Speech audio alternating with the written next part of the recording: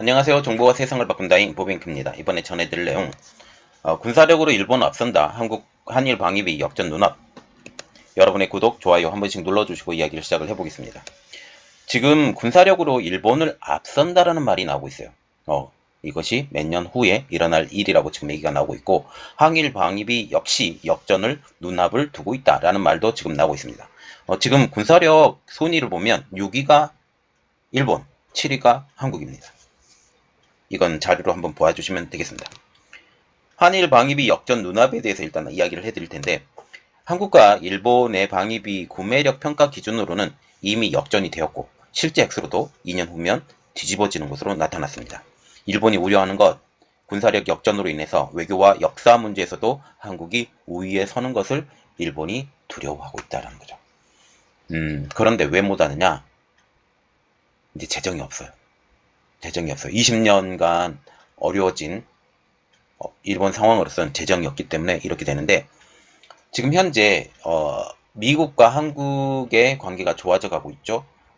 인정을 못 하시는 분들도 좀 있지만, 가장 큰 이유, 지금 사거리 제한을 줄였습니다. 그리고 경항공모함 이제 만들어지죠. 곧 만들어질 겁니다. 그리고 또한 핵 잠수함까지, 이게 다 될 것 같아요, 제 생각에는. 그래서 만약 경항공모함 만들어지고 핵잠수함 만들어지면서 이제 사거리까지 제한이 됐으니까, 사거리가 만약 지금 제한이 풀렸기 때문에 이제 이 탄두 자체가 중국을 이미 커버를 할 거예요.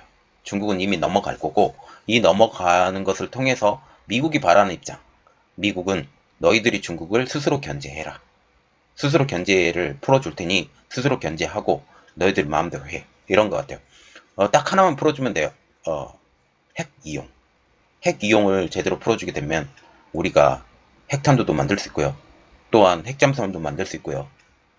이 모든 것들이 가능하죠. 또 재처리 시설까지 이렇게 풀어주게 되면 정말 최고입니다. 그리고 우리나라 원자력 기술이 한 단계 진보할 수 있는 그러한 시간이 될 것 같이 보입니다. 이야기는 계속해 보겠습니다. 이 소식이 니온 게이자 신문, 일본에서 나왔다라는 거죠. 니온 게이자 신문이 6월 22일 2018년도 구매력 평가 기준을 따져봤더니, 한국의 방위비가 처음으로 역전이 되었고, 방위비 예산 증가율과 환율 등을 현 추세대로 만약 유지가 된다면 실제 방위비도 2023년 한국이 일본을 앞서게 된다라고 보도를 하고 있어요.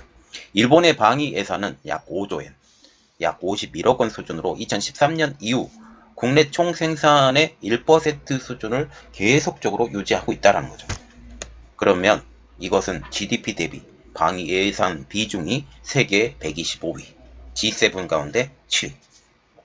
굉장히 작은 수준이라고 지금 얘기를 하는 거예요.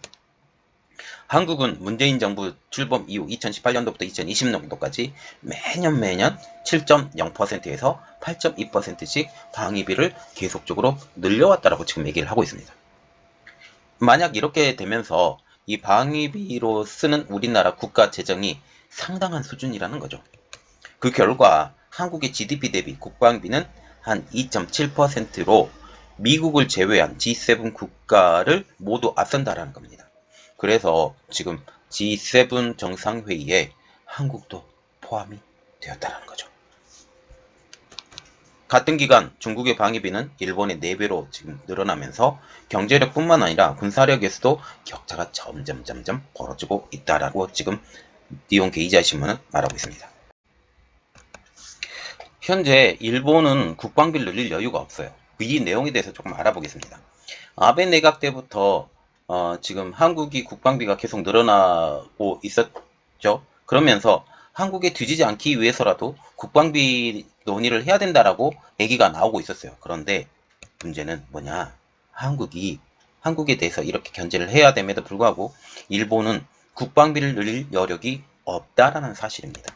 그 이유는 막대한 사회보장비 지출 때문이죠. 일본은 실제로 1년 예산의 3분의 2를 사회보장비 지출 그리고 국채이자 지급에 사용하고 있습니다.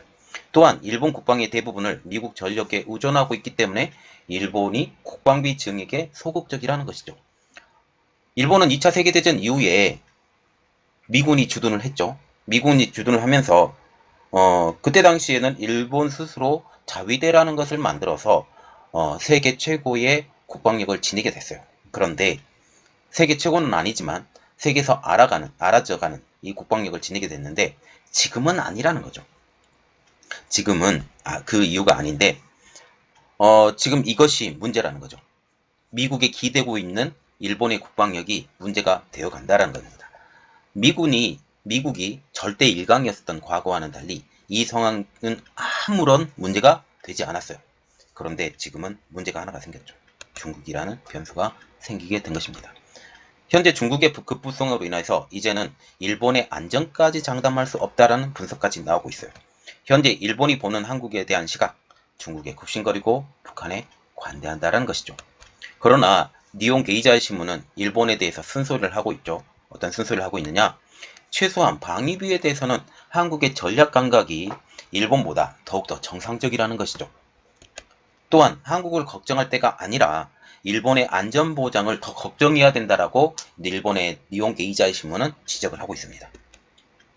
그러면 이렇게 늘어난 한국의 국방비가 어디에 사용될까라는 것이죠.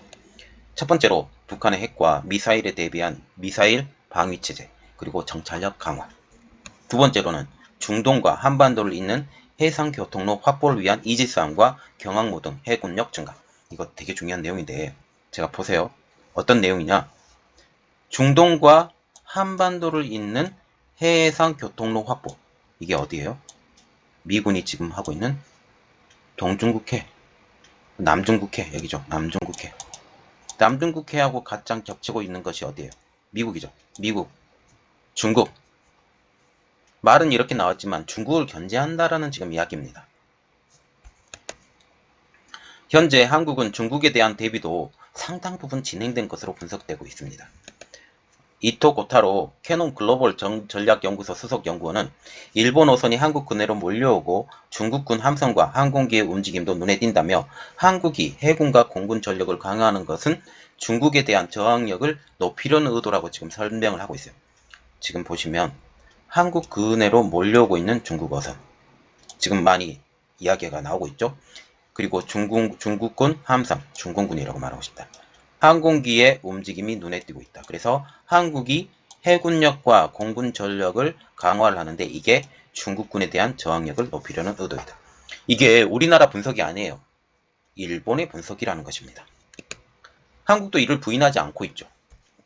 한국 정부 관계자는 중국을 자극하지 않도록 북한에 대처한다는 이유를 내세우고 있지만 실제로는 중국군의 위협을 고려하고 있다고 하면서 중국을 견제하는 것이 우리가 지금 살 길이다라고 지금 말을 하고 있는데 이것은 누구의 전력과 맞물어 떨어지냐? 미국의 전력과 맞아 떨어져 간다는 겁니다. 그리고 만약 한국의 군사력이 일본을 능가하게 되면 어떻게 되느냐? 니온 게이자 신문은 이 상황이 오면 외교와 역사 문제에 있어서 한국의 입장이 강화될 것이라고 내다보고 있어요. 자, 지금 보시면 한국의 군사력은 점점 더 강해져 갑니다. 이 강해져 가고 있는 한국의 군사력을 통해서 일본도 지금 한국을 무시하지 못하는 상황까지 오게 된다라는 지금 이야기가 나오고 있다는 거죠. 이렇게 되면 미국의 입장으로는 어떻게 생각을 하겠어요?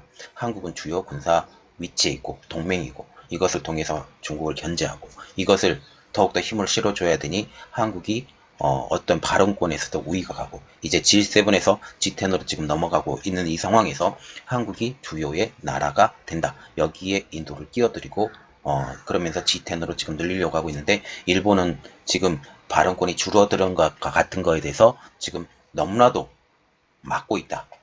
그런데 이 가장 큰 배경이 뭐냐? 국방력의 이유가 있다. 라고 지금 말이 나오고 있습니다.